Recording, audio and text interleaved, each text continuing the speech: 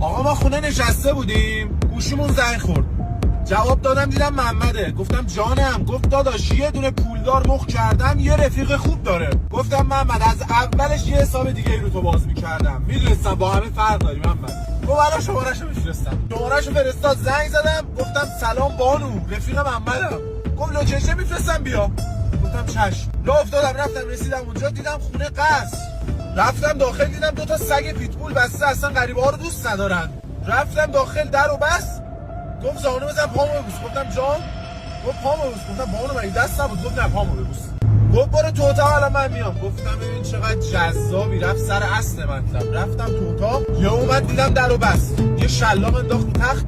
نه دوست دارین با شلاق بزنمتون؟ گفت تو قرار نیست بزنی. گفتم جان. گفت صدات در بیاد سگا رو انداختم به جونت.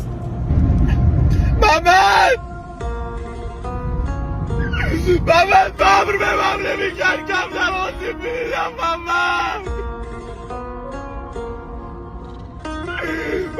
یوسف از زلیخا شلاق نخوردم محمد از اول میدونستم آدمه به درد نخوری